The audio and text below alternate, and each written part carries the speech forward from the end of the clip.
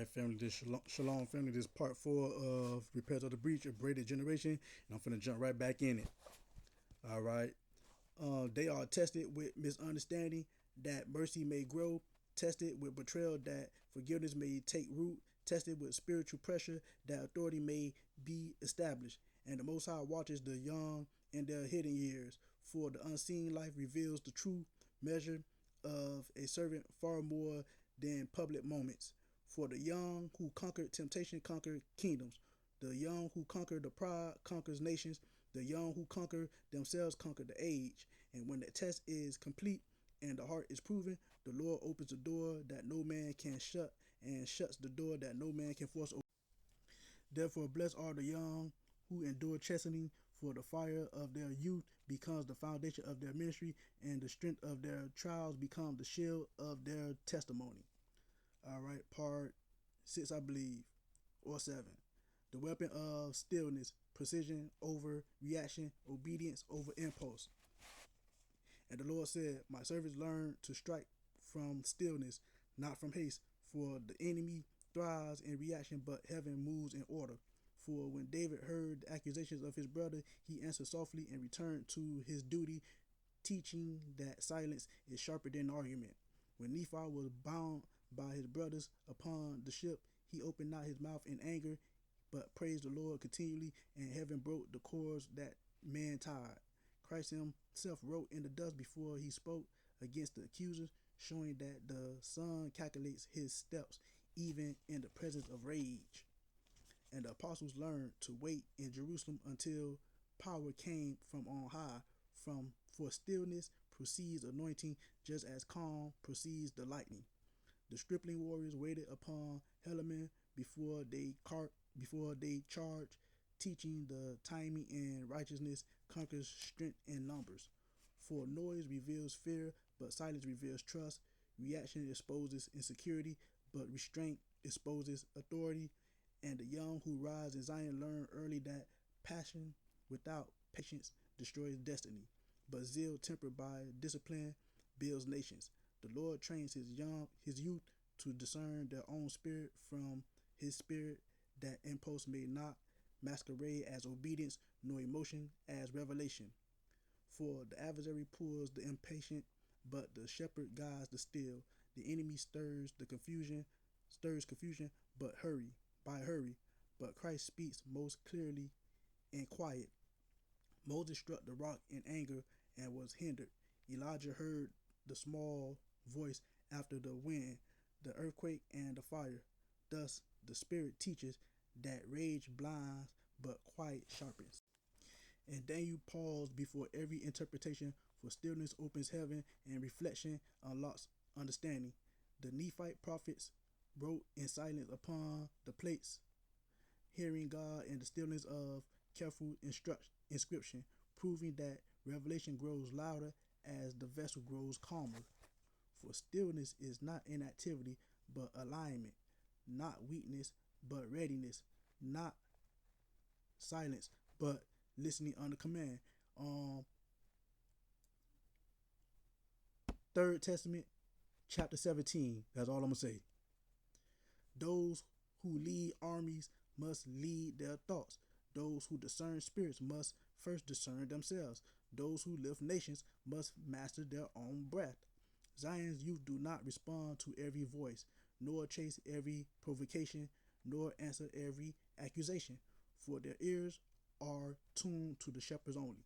And the Lord grants them a spirit of restraint, that they may strike in the appointed hour with clarity, accuracy, and holy purpose.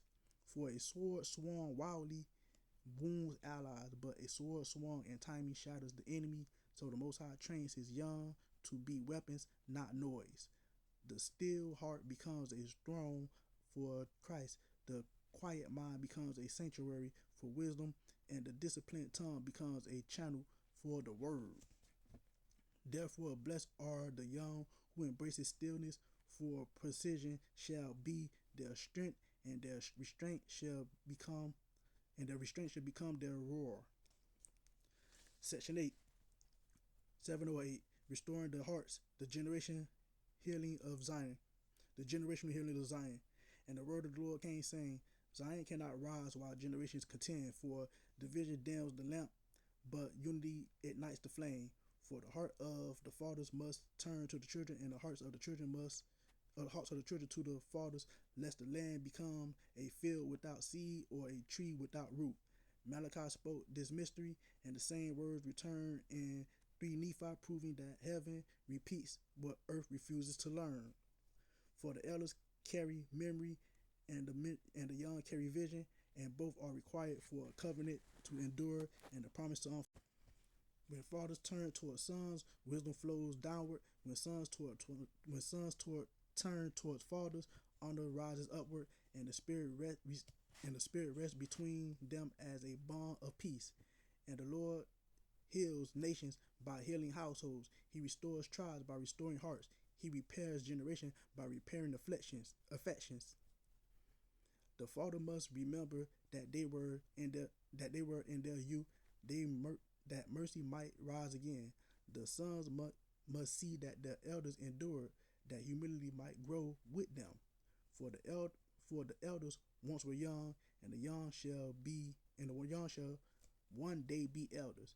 And humility is the bridge that binds them both. Nephi honored Lehi through surpassing him in strength. Joseph honored Jacob through surpassing him in authority. Christ honored Mary and Joseph through surpassing them in all creation. And the Father rejoices in the raising of sons.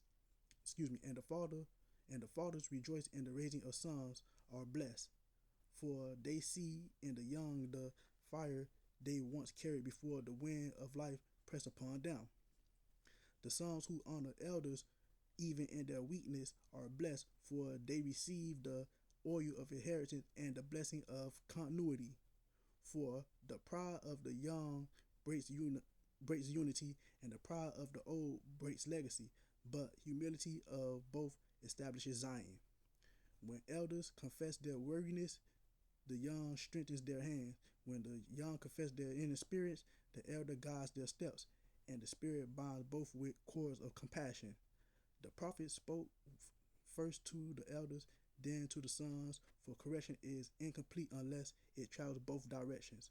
The father teaches the fear of the Lord, and the sons teach courage of obedience, and together they teach the world that the covenant of the Most High. For a father without a son is a river without continuation, and a son without a father is a well without depth. Yet the Lord joins the river and the well, that life may flow in both directions. And the book of Mormon bears witness that when fathers hardened their hearts, sons rose in righteousness, and when sons humbled themselves, fathers returned to wisdom. Alma the elders respected, Alma the elder repented because of the prayers of Alma the younger, and Alma the younger was strengthened by the counsel of Alma the elder. Thus the Lord completed the circle. The Lamanites repented through the example of the youth, and the youth were preserved through the blessing of the fathers. Grace traveled up and down the generations like the fire moving through kindling. And the kingdom of heaven is revealed when the childlike spirit filled both elders and youth. For Christ said, unless you become as a little child, you shall not enter the kingdom. Therefore, the restoration of Zion begins not with power, but with posture, not with crowns, but with humility, not with authority, but with affection. The fathers must bless without withholding, and the sons must honor without resisting, that the curse of division may be broken, and the blessing of unity may arise. For the Lord heals the breach of the household before he heals the breach of nations, and repairs the generation and the repairs generational wounds before he pours out generational glory. Alright, so I got one more video to do. That should probably cover all of this. Like I said, man, I love y'all, Zion, man. I'm just trying to do my part as far as repairing the breach, man. I love everybody. Even y'all that haven't got baptized, you know what I'm saying? Y'all need to get baptized. Y'all need to go get in that water, because I'm trying to tell y'all, boy, y'all don't get in that water, boy, it's going to be some fire come for you, boy. You see what's going on in the world? It ain't no game out here. All right, part 5.